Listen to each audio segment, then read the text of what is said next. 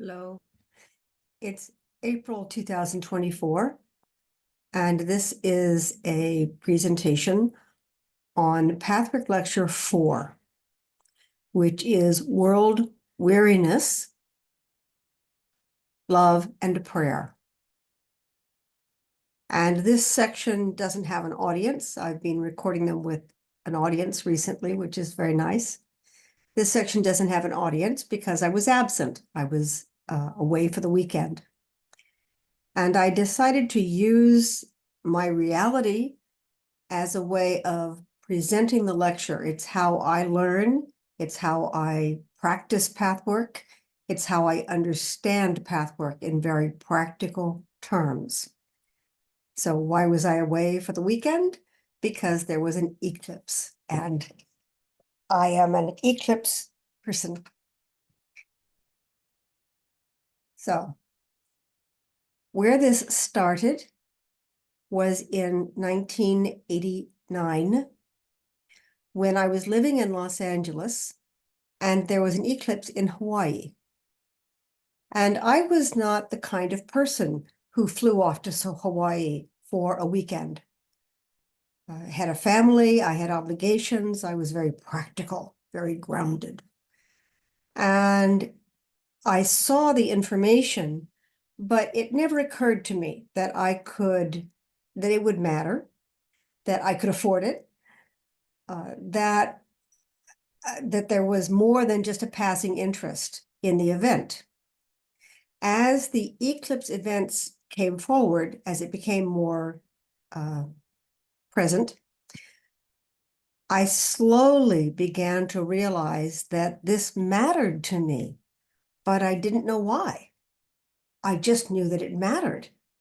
And all of a sudden, I was upset and agitated because I was going to miss something that I didn't know I wanted to see in the first place. And at that point, because it was in Hawaii, all the flights were sold out. All the hotel rooms were booked. So even if I had simply decided to splurge in my income level, that still wouldn't have fixed things. And so I missed it. Now that was 30 odd years ago. And it still rankles. And it rankles because I didn't know it mattered until it was too late. So the phrase that runs through my head is absence makes the heart grow fonder. Missing that eclipse did something to me that having seen it might not have. In missing it, I realized that something mattered to me that I had not been aware of, that I had not acted upon when the realization began, and it always begins very slowly. When the realization began, I didn't realize that it mattered to me until it was too late for all practical purposes. So I missed the eclipse. Now, I've made up for that because the April 2024 eclipse has been my fourth total solar eclipse viewing, and it was magnificent. But my point in using that example is that this lecture talks about an inner disunity, a sense that something is wrong, something's not right, something's not in place. I and many other people think that this is something that very smart, very sensitive, very special people are gifted with, and I just play catch up. I do what I can. What that missed eclipse taught me was there is an inner knowing in me, and I may not understand it well enough to take action. That may be true, because in reality, we don't always realize what's going on until the moment has passed. So we have to play catch up. So I caught up.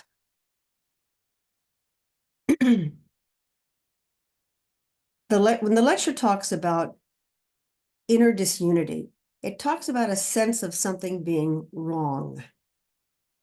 And in my experience, using this as an example, but there are hundreds more experiences that I have undergone in the last 30, 40 years. It starts small, and blessings upon people who can feel it begin and extrapolate what it is and do something about it early rather than later. As a general rule, I've been a person who deals with it later rather than sooner or earlier. That's not a problem, but I have become sensitive to this feeling that something matters so that I pay more attention than I used to. And that leads me to take action of various kinds much, much sooner than I used to. What I'm presenting is I don't have to be the most sensitive person on the planet. I need to realize what my sensitivity feels like. I need to honor things that bother me and explore and investigate them despite practical advice, despite not knowing what they are, what they mean. Because there's something there for me spiritually. Now, after having seen my fourth, I absolutely know that eclipses are a spiritual experience. I have no doubt whatsoever, but that's based on having honored these urges to go. And in a joke sense, planes, trains, and automobiles, making it happen and plowing through the procedural details and getting there and showing up and being present. Even when I started seeing total eclipses, the first one I saw, I froze, absolutely froze. And afterwards, I realized that I treasured that moment, that moment had meaning for me. It sounds odd, but for me, it had meaning because that experience touched something primal in me that I was not used to having been touched. I was not used to that part of me being activated or triggered. And so with the next one, I was eager for that experience, hoping that I could be more conscious and present while not eliminating the experience, be more conscious and present during it, which I believe I was. And the third one, I was even more present. And this time I had a great time. This time I verbalized a wow at the moment when the eclipse went into total totality. And so for me, these sequence of five, because I count the one I missed, this sequence of five has meaning for me. It has spiritual meaning for me because it was something that helped me learn about myself. It helped me learn about how things come into my being, how they come into my consciousness, how I deal with things, how I negate myself and then have to remind myself that I matter and my feelings matter. So I'm going to give you a second example from my personal experience, and then I'll relate this back to the lecture. Perhaps 10, 15 years ago, I read a story about a man who went into an airport lounge to get ready to go on a flight. And the way he expressed it was he looked around the room and no one in the room had an aura. Now, this sounds a little new agey, and it did to me too, even 15 years ago. And he said nobody had an aura. And so he decided to cancel his flight.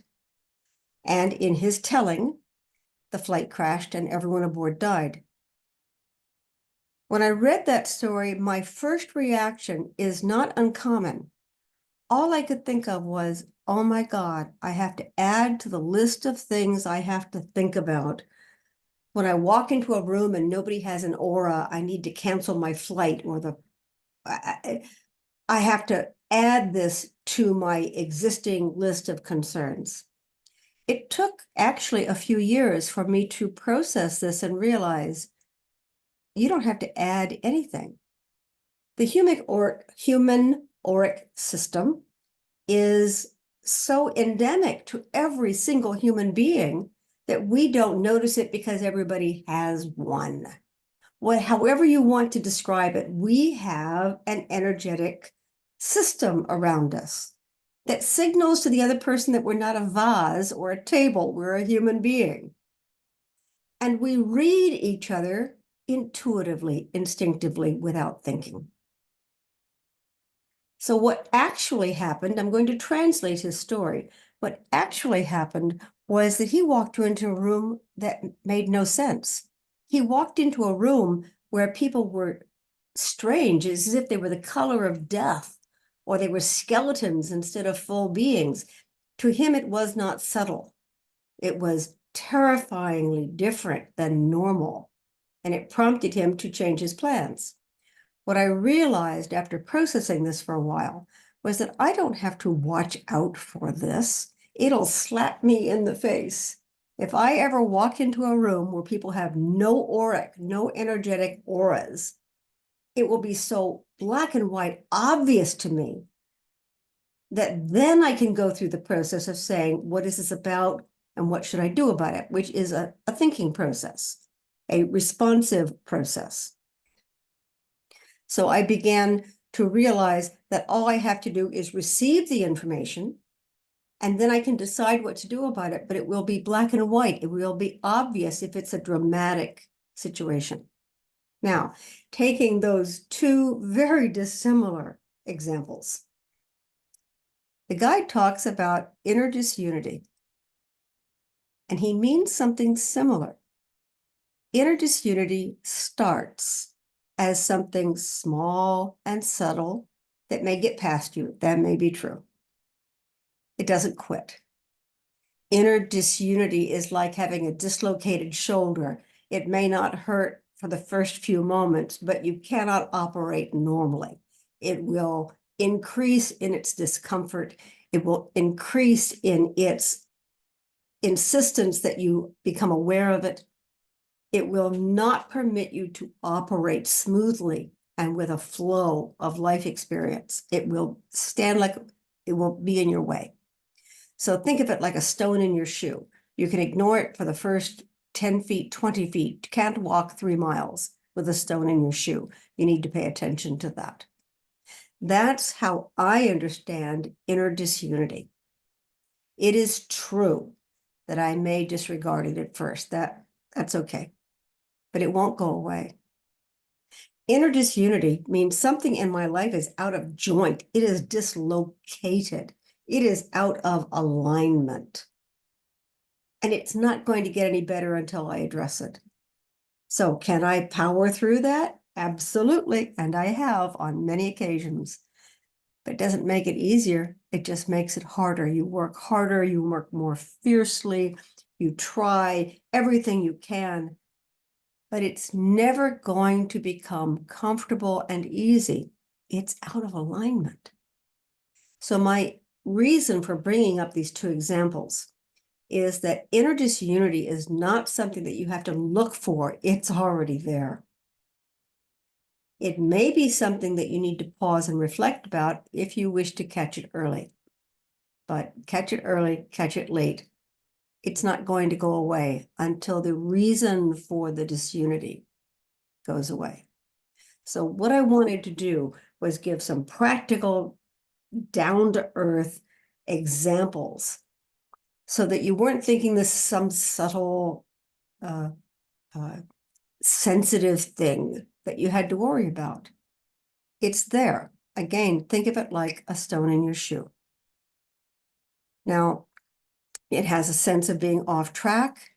The guide says it starts to feel discouraging, and that it's useful to have a benchmark. It's useful for you to remember when you did not have this sense of disunity.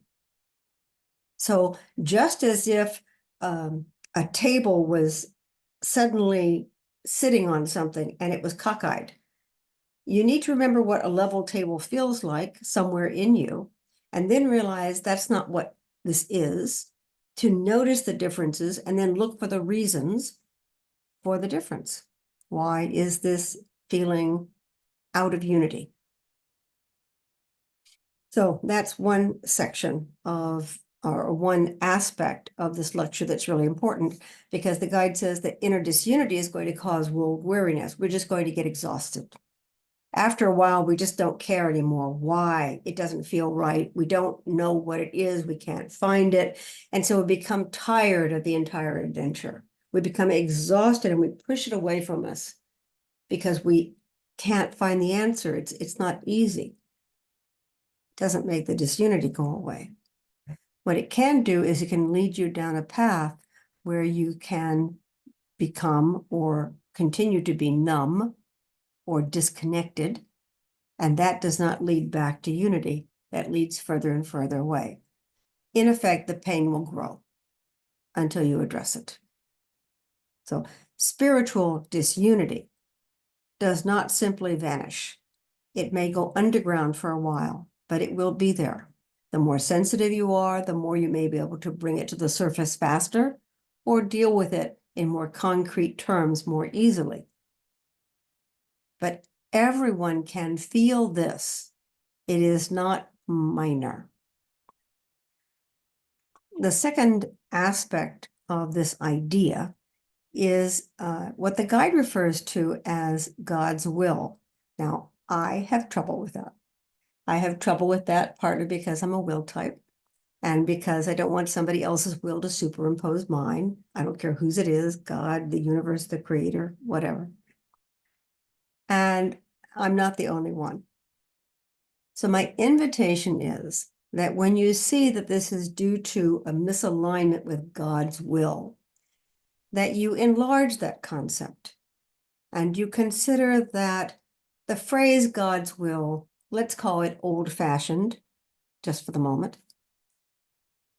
God's will refers to a being that we can relate to, someone who has a name, God, and who can talk to us or impose their will. This is more about, and this is how I teach the concept, this is more about arguing with gravity.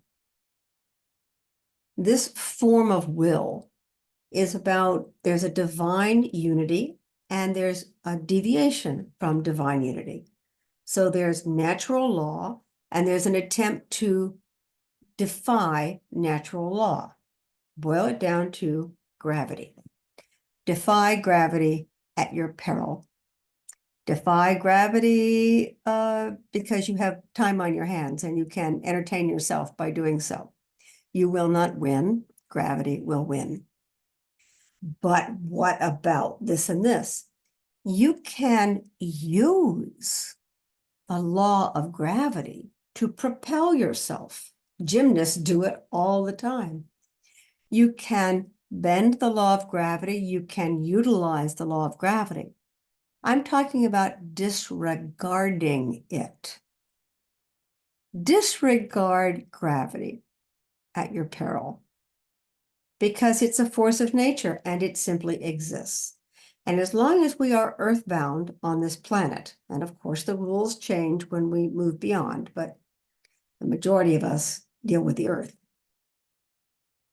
As long as we are earthbound, we are bound by certain immutable laws of nature.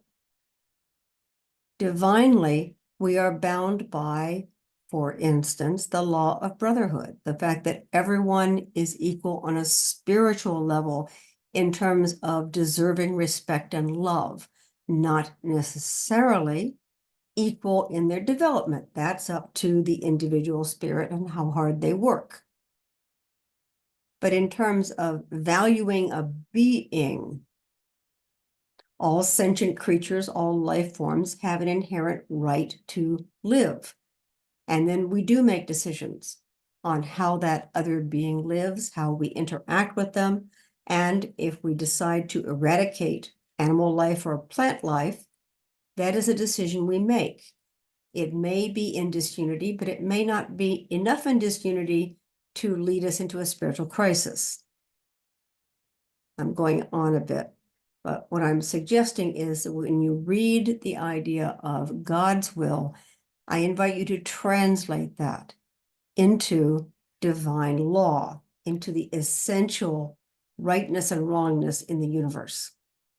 Now, some people don't believe in that. and that is their privilege. I teach path work, and in path work, we all know that there is a layer of rightness and wrongness. In terms of love, kindness, and caring is in alignment with the divine law, and hostility, aggression, and cruelty are out of alignment. This is another place where people say, but how do I know? And my suggestion is, like my other two examples, you may be over-exaggerating the difficulty factor. We know. Children know even if they're not taught. Even if they're taught by their immediate caretakers to disregard human life or disregard elements, children have an innate sense of fairness and fair play. Children know that there's an equilibrium someplace, and they know when they're not there. They may also know that taking advantage of a situation gives them a leg up, that not following the rules allows them to win some favor, some privilege, some device. But that doesn't mean they don't know. They know. So my invitation is to honor this inner knowing without mandating what you do about it. The mandate of what you do once you recognize it gets in the way. It's why we don't want to recognize that we are in disunity, because there is an expectation by society and people around us to do something about it, not just something specific. Here, join my crusade, join my moral forcefulness if you know that there's something wrong. Being a little wordy, apologies. My point is that we know when something's out of alignment with divine law. We may not phrase it like that, but we know of the lack of alignment. And then we have to educate ourselves on what that feeling is about and what it has to do with. That takes a little effort to become more conscious of what we are already feeling. But what I'm addressing is that a lot of people say, but what if I don't feel it? And I'm suggesting is that if you don't feel it, it doesn't matter. It's not something that you need to work with. But if you do feel it and you've derogated it, you've muffled it, you've suppressed it, or you refuse to recognize it, then it's fairly simple to open up the recognition, to become more conscious, to see what bothers you before you may actually know what to do with it. Now, the third aspect in this, just this initial section, is that there are dissonant soul forces. In other words, there are soul forces that want different things and they clash. They're dissonant, like music, when you hit a bunch of keys without being in accord with each other, and you can just hear it. Again, everybody knows discordant sounds.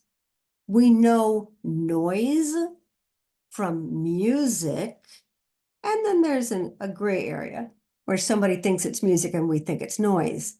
But let's not get hung up in the subtleties of it.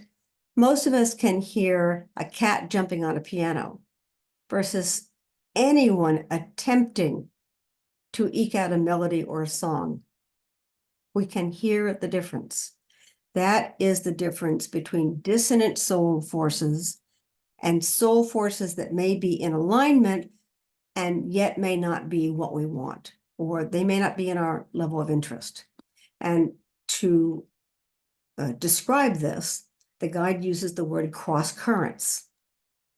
Now, I long ago came up with a pictorial example of this, and it's based on some experience I had learning to sail a boat.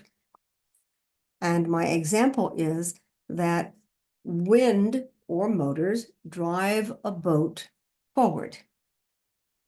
If the boat doesn't go forward with wind and or a motor, something is holding it back.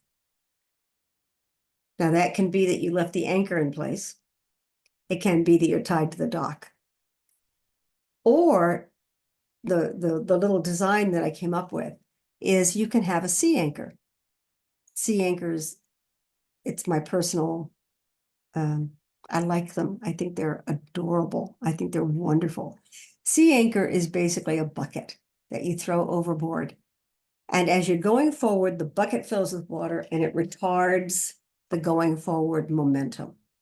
A sea anchor is used by sailors to keep the boat from moving around very much when it's too deep to throw over an anchor. It is literally the equivalent of a bucket on a rope. And what it creates is a cross current. So the motor and or the wind is pushing one way and the sea anchor is pulling back another.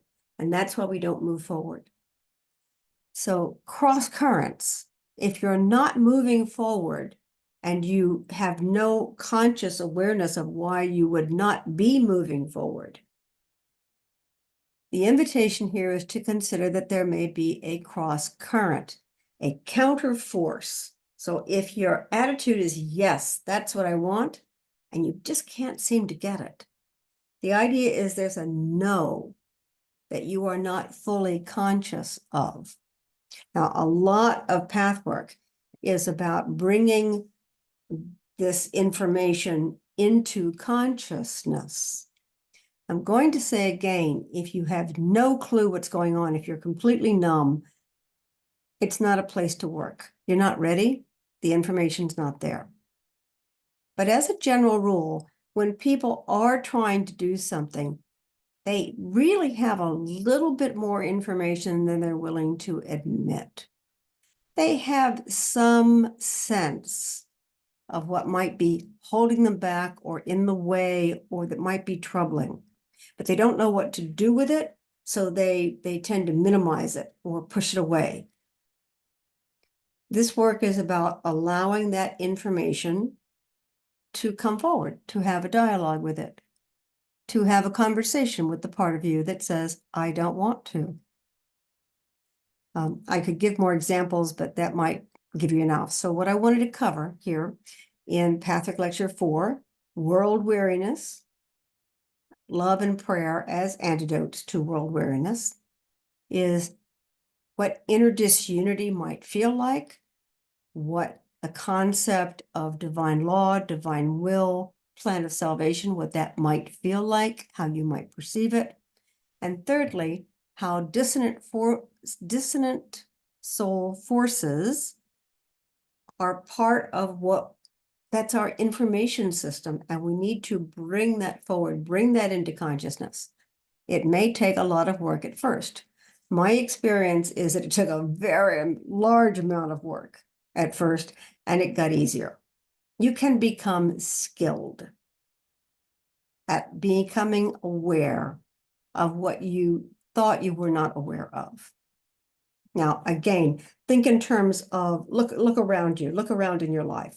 Think of things where 20 years ago you had no clue mattered, or you didn't pay any attention to it, or it was just below your threshold of caring. That is now in your field of vision. It matters to you. You care about it. You do something about it. A silly example is kids may not want to clean their room. College students, young adults may not want to clean up their house.